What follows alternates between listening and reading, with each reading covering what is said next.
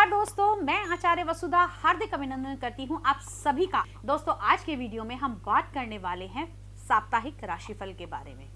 कैसा रहेगा 7 दिन का ये सफर ग्रहों के माध्यम से, आइए जानते हैं आज के इस वीडियो में। 26 दिसंबर से लेकर 2 जनवरी, जी हाँ 2 जनवरी 2022 तक कैसा रहेगा ये सप्ताह ग्रह गोचर की दृष्टि से। सबसे पहले इस सप्ताह के अंदर नए साल का आगमन हो रहा है, तो आप सभी दर्शकों को साल 2022 के नूतन वर्ष की बहुत बहुत बधाइयाँ, हार्दिक शुभकामनाएं। ये साल आप सभी के लिए बहुत ही मंगलकारी हो। तो आइए, चैनल पे यदि आप नए हैं तो प्लीज़ चैनल को सब्सक्राइब कर दीजिए। अब जानते हैं कि इस सप्ताह में कौन कौन सी विशेष पर्व तिथियां रहेंगी। सबसे पहले 27 दिसंबर 2021 को रुक्मणी अष्टमी रहेगी। जी हाँ, इस दिन भगवान कृष्ण और रुक्मणी की पूजा की जाती है। रुक्मणी अष्टमी वाले दिन जिन लोगों के घर के अंदर क्लह कलेश रहता है, आपस में पति पत्नी की नहीं बनती, वो इस दिन रुक्मणी अष्टमी के दिन भगवान की पूजा, व्रत, त्योहार इत्यादि कर सकते हैं। उसके बाद 29 दिसंबर को बुध मकर राशि में एंटर करेंगे। साथ ही 30 दिसंबर को सफला एकादशी मनाई जाएगी। साल के अंदर 24 एकादशियां होती हैं, हर एकादशी का अपना एक अलग महत्व होता है। 30 दिसंबर को सफला एकादशी की तिथि रहेगी। उसके बाद में 31 दिसंबर 2021 को प्रदोष का व्रत रहेगा, जिसे स्वरूप द्वादशी के नाम से भी मानते हैं। साथ ही दोस्तों, त्रयोदशी का क्षय भी हो रहा है। उसके बाद में 1 जनवरी को मासिक शिवरात्रि रहेगी। 2 जनवरी को पौष की अमावस्या है, यानी कि इस वर्ष की पहली अमावस्या, पौष की अमावस्या 2 जनवरी को पड़ेगी। तो दोस्तों, ये तो था इस सप्ताह में आने वाले व्रत, पर्व और त्योहारों की विवेचना। आइए वीडियो की तरफ आगे बढ़ते हैं, जानते हैं कैसा रहेगा ये सप्ताह ग्रहों की दृष्टि से आपकी राशि के लिए। चलिए अब बात करते हैं हम तुला राशि वाले जातकों के बारे में। तुला राशि की यदि मैं बात करूं तो लगन का स्वामी चतुर्थ भाव के अंदर बैठा है। हेल्थ इशू में कोई परेशानी नहीं, अपने आप के अंदर आप चेंजेस लेकर आएंगे। शनि का यहाँ पर शश योग आपके चतुर्थ भाव के अंदर बनता है, जो बहुत ही लाभकारी है। गुरु आपके पंचम भाव में बैठे हैं, यानी कि प्रेम संबंध बहुत अच्छे से चलेंगे। साथ ही साथ अगर कोई बड़ा रिस्क लेने की संभावना आपने की थी कि हाँ आने वाले टाइम में हम ये रिस्क ले सकते हैं अपने कारोबार को लेकर, तो वो रिस्क इस टाइम पीरियड में आप ले सकते हैं। रिजल्ट बड़े ही सुखद साबित होंगे। राहु का अष्टम भाव में गोचर कहीं ना कहीं आपकी नींद को थोड़ा सा डिस्टर्ब कर सकता है। आपको इस समय में नींद की थोड़ी प्रॉब्लम रहेगी। नींद की प्रॉब्लम से बचने के लिए जितना अधिक हो सके उतना पानी पिएं, और साथ ही साथ आप इस टाइम पीरियड में राहु का अगर कोई उपाय करना चाहते हैं तो ब्राउन कलर के कपड़े के अंदर आपने 7 कील लेकर वो मंदिर में दान कर देनी है, या फिर उन 7 कील को ब्राउन कलर के कपड़े में बांधकर आपने जल प्रवाहित कर देना है। इससे भी आपकी जो प्रॉब्लम है वो बड़ी जल्दी सॉल्व होती दिखाई देगी। अगर आप जॉब चेंज करना चाहते हैं तो जॉब इस समय में आप चेंज कर सकते हैं। साथ ही साथ यदि नए किसी इंटरव्यू की तैयारी कर रहे हैं या नई किसी शिक्षा की तैयारी कर रहे हैं तो उसके लिए भी समय आपके लिए उपयुक्त रहेगा। अब बात करते हैं वृश्चिक राशि वालों के बारे में, यानी कि 8 नंबर जिनकी कुंडली में शुरू होता है। मंगल और केतु आपके लगन में ही गोचर कर रहे हैं। इस समय में थोड़ा सा एग्रेसिव रह सकते हैं। मंगल का यहाँ होने से आपका मांगलिक योग बनता है। लगन के स्वामी लगन में ही, यानी कि इस समय खून पूरे उबाल पर होगा। खास तौर से वो बच्चे जो नई एज के बच्चे हैं, नव वर्ष की पार्टीज में और नव वर्ष के उपलक्ष्य में वो बहुत ज़्यादा अग्रेसिव हो सकते हैं, तो उनको ध्यान देने की आवश्यकता है। साथ ही साथ सूर्य और बुध का आदित्य योग आपके 2nd हाउस के अंदर बन रहा है, यानी कि पिता से भी इस समय में आपको लाभ मिलने की संभावनाएं बनती हैं। नए आपको इस समय में गिफ्ट्स मिल सकते हैं। गुरु का चतुर्थ भाव के अंदर गोचर, यानी कि आपके सुख, संपत्ति, वाहन के घर के अंदर गुरु का ये गोचर आपके लिए प्रॉफिटेबल रहेगा। यहाँ से गुरु की दृष्टि जो सीधी सीधी रहेगी वो आपके कर्म क्षेत्र पर भी रहेगी, तो कामकाजी लोगों के लिए गुरु का ये गोचर बहुत इफेक्टिव रहने वाला है। काम में नई नई उपलब्धियां प्राप्त होंगी। साथ ही साथ हो सकता है राहु आपके 7म भाव के अंदर गोचर करने के कारण आपके आपसी झगड़े इस समय बढ़ सकते हैं। उसका रीज़न ये भी हो सकता है कि एक तो आप मंगल की वजह से थोड़ा ज़्यादा अग्रेशन में रहेंगे, और राहु यहाँ से बैठकर आपकी पर्सनल लाइफ को यानी कि आपकी पति पत्नी की लाइफ को थोड़ा डिस्टर्ब कर सकता है। इसके लिए आपको क्या करना है, आप राहु के मंत्रों का जाप कर सकते हैं। साथ ही साथ मंगल की पूजा यदि आप करेंगे, मैं मंगल के दान करने की बात नहीं कर रही हूं, इसमें आपको मंगल देव की पूजा करनी पड़ेगी। साथ ही साथ आप इस दिन हनुमान जी को भोग लगाइए। हो सकता है आप अगर पॉसिबल नहीं कर पा रहे कि भोग नहीं लगा रहे, तो आप मंदिर में पैसे दान भी कर सकते हैं, लेकिन भोग लगाते समय आपको ये ध्यान जरूर करना है कि जो भी आपने प्रसाद वहां चढ़ाया है उस प्रसाद को आप घर बिल्कुल ना लेकर आए, वहीं बच्चों में उसको वितरित कर दें। अब आपके लिए अगर मैं लकी कलर की बात करूं तो रेड कलर यानी कि मैरून कलर आपके लिए बहुत लकी रहेगा। Lucky number will be a number 3। 3 के डिजिट को बार बार लिखिए, बार बार रिपीट कीजिए, आपके प्रॉफिट्स में बढ़ावा होगा, बढ़ोतरी होगी। साथ ही साथ यदि मंत्रों की बात करूं तो ओम अंग अंगारकाय नमः। जी हाँ, मंत्र दोबारा से सुनिए, ओम अंग अंगारकाय नमः। ये हनुमान जी का मंत्र आप कर सकते हैं, या अगर आप इस समय में कोई नई जमीन लेना चाहते हैं तो ओम भूमि सुताय नमः का आप अगर पाठ करेंगे तो वो भी यहाँ से आपकी चीजें बड़ी जल्दी सॉल्व हो जाएंगी और फेवर में आपके रिजल्ट्स आएंगे। अगली राशि की यदि मैं बात करूं तो दोस्तों धनु राशि की, धनु राशि में बुध आदित्य योग लगन के अंदर ही बन रहा है आपके, तो बहुत ही प्रभावकारी है, बड़े सारे प्रॉफिट्स मिलेंगे।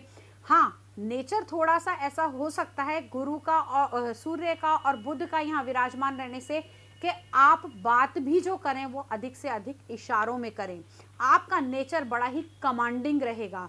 शुक्र और शनि की युति आपके दूसरे घर के अंदर है, तो कहीं ना कहीं एक्सपेंस पर, आपके सेविंग्स पर हो सकता है। आपने अगर कुछ बॉन्ड्स ले रखे हैं, शेयर खरीद रखे हैं, तो उस समय में, इस समय में उनके ऊपर इफेक्ट आ सकता है। गुरु का तीसरे भाव में गोचर होना, हालांकि ये त्रिक भाव है, लेकिन गुरु का ये गोचर आपके लिए लाभकारी रहेगा, क्योंकि यहाँ से सीधे दृष्टि देगा आपके नवम भाव को, यानी कि नवम का स्वामी आपके लगन में बैठे हैं और गुरु की दृष्टि नवम भाव पर है, तो आपके भाग्य से आपके कार्य बनते हुए दिखाई देंगे।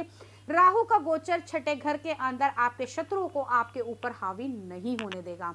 ये टाइम पीरियड आपके लिए गोल्डन टाइम पीरियड रहेगा। इस समय में आप जितना हो सकता है उतना भगवान लक्ष्मी और भगवान विष्णु की पूजा अर्चना करेंगे तो आपके घर में लक्ष्मी सदा के लिए विराजमान होगी। साथ ही साथ आप यदि लक्ष्मी के 8 रूप का पूजन करते हैं, जैसे वीर लक्ष्मी, धन लक्ष्मी, वैभव लक्ष्मी, संतान लक्ष्मी, लक्ष्मी के 8 रूपों का यदि आप इस साल के अंत में अपने घर में स्थापना करते हैं तो आने वाले साल में सदैव के लिए लक्ष्मी जी आपके यहाँ विराजमान रहेंगी और सुख संपदा से आपका घर भरा रहेगा।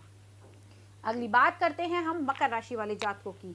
आपके लगन में ही शश योग बन रहा है, साथ ही साथ शुक्र का यहाँ होना आपके लिए लाभकारी रहेगा। आपके ससुराल पक्ष से यानी कि सास की सपोर्ट आपको बहुत अधिक मिलेगी, सास से कुछ गिफ्ट मिल सकते हैं। पत्नी भी आपके ऊपर इस समय में बहुत ही मेहरबान रहेगी। गुरु का सेकंड हाउस के अंदर गोचर कहीं ना कहीं अगर मैं देखूं तो आपके कुटुंब में आपकी बात को बहुत ज़्यादा फॉलो किया जाएगा। साथ ही साथ आपके कुटुंब के अलावा यानी आपके परिवार के अलावा आपके चाचा ताऊ, वहाँ भी आपकी बहुत इस समय में पूछ हो सकती है, आपको बहुत पूछा जा सकता है, आपको मनाया जाएगा, आपको चीज़ों के लिए बुलाया जाएगा, नई नई अपॉर्चुनिटीज़ आपको दी जाएंगी।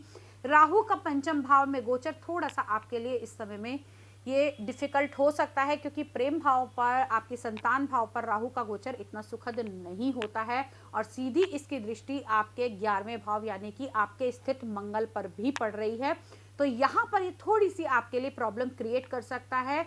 मकर राशि वाले जातकों को राहु के इस समय में उपाय करने ज़्यादा अच्छे रहेंगे। साथ ही साथ जितना अधिक हो सके उतना आप लोग राहु के मंत्रों की चैंटिंग कीजिए। ओम राहु राहवे नमः का पाठ आप कर सकते हैं।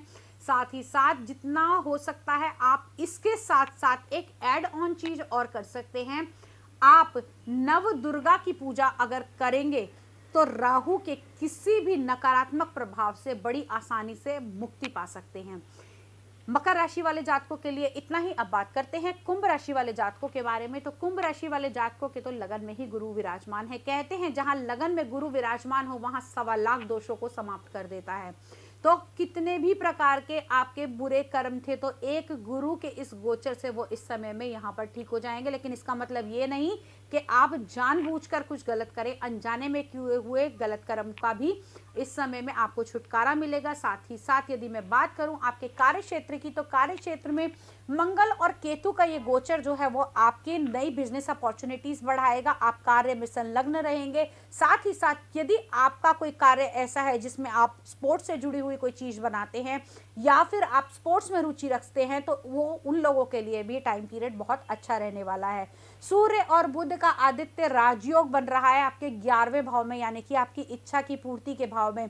तो इस टाइम पीरियड में आपकी इच्छाओं की पूर्ति भी होगी और वो लग्जीरियस आइटम जो केवल आपने सपने में ही सोची थी, वो इस समय में साल के अंत में जाते हुए आपको अवश्य मिलेंगी और नए साल की शुरुआत में आप उन चीज़ों के साथ शुरुआत कर सकते हैं। शनि का गोचर आपके 12वें भाव में, तो यानी कि यहाँ से कोई हवाई यात्रा या फिर कोई छोटी मोटी यात्राओं का संबंध भी बनता हुआ दिखाई देता है। साथ ही साथ शनि का ये गोचर आपको किसी न किसी एमएनसी कंपनी के साथ या किसी विदेशी तालमेल के साथ जोड़ सकता है। ये तो था कुंभ राशि वाले जातकों के लिए। अगर मैं लकी कलर की बात करूं तो इस समय में आपके लिए नीला और काला कलर बेस्ट रहेगा। और लकी नंबर की बात करूं तो नंबर 10, जी हाँ 1 नहीं, सिर्फ नंबर 10 आपके लिए बहुत ही पॉजिटिव रहने वाला है। आप बात करते हैं हम मीन राशि वाले जातकों के बारे में। दोस्तों मीन राशि की यदि मैं बात करूं तो लगन का स्वामी अपने से 12वें घर के अंदर, यानी कि 12वां घर आपके खर्चे का घर है। आपकी हेल्थ का थोड़ा इस समय नुकसान हो सकता है, आपको अपनी हेल्थ का बहुत अधिक ध्यान रखने की आवश्यकता है। चंद्रमा का गोचर आपके 7वें भाव में रहेगा, तो यानी कि आपकी पर्सनल लाइफ बहुत ही रोमांटिक होने वाली है, साज सजावट से भरी हुई होने वाली है। इस वीकेंड पे आप अपने जीवन साथी के साथ टाइम स्पेंड करेंगे, बाहर जाने के संयोग भी बन सकते हैं। भाग्य की दृष्टि से भी ये समय आपके लिए अच्छा है, क्योंकि भाग्य भाव का स्वामी आपके भाग्य भाव में ही विराजमान है और साथ में मंगल का आपके भाग्य भाव के अंदर होना, भाग्य भाव का स्वामी का, यानी कि आपकी नई नई चीजें बड़ी जल्दी डेवलप होंगी और नए नए कार्यों पे आप काम कर सकते हैं। कार्य क्षेत्र में भी बड़ी ही बढ़ोतरी होने वाली है, नए प्रॉफिट्स आएंगे, नई जॉब्स के चांसेस बने हुए हैं। जिन बच्चों ने अभी किसी स्टडी के लिए अप्लाई किया था या कोई नई शुरुआत करने जा रहे हैं, उनके लिए भी ये समय बहुत अच्छा रहने वाला है। मीन राशि वाले जातकों के लिए यदि अगर मैं बेस्ट कलर की बात करूं तो येलो कलर आप लोगों के लिए, येलो में भी कौन सा, गोल्डन येलो कलर आप लोगों के लिए बहुत बेस्ट रहेगा। लकी नंबर की बात करूं तो number 8 will be a very lucky for you. 8 number को आप बार बार लिखिए, बार बार ध्यान कीजिए, तो आपके लिए बहुत ही बेस्ट रहेगा। मंत्र की बात करूं तो ओम विष्णवे नमः या फिर ओम गुरु गुरुवे नमः, बड़े ही सीधे मंत्र हैं। ओम गुरु गुरुवे नमः अगर आप अपने लग्न के स्वामी की इस समय आराधना करते हैं तो डेफिनेटली आपको रिजल्ट बहुत अच्छे मिलेंगे। ये वर्ष आपके लिए मंगलमय हो, आने वाले वर्ष में आपके पास बहुत सारी उपलब्धियां हों, इसी मनोकामना के साथ आज अपनी वाणी को विराम देते हुए यही वीडियो को एंड करती हूँ। अगले वीडियो में फिर मिलेंगे, लेकिन उससे पहले आप हमें कमेंट बॉक्स में लिखकर ये जरूर बताइए कि आप किस विषय पे हमसे जानकारी पाना चाहते हैं या फिर आप किस विषय पे आगे बात करना पसंद करेंगे। तब तक के लिए जय माता दी।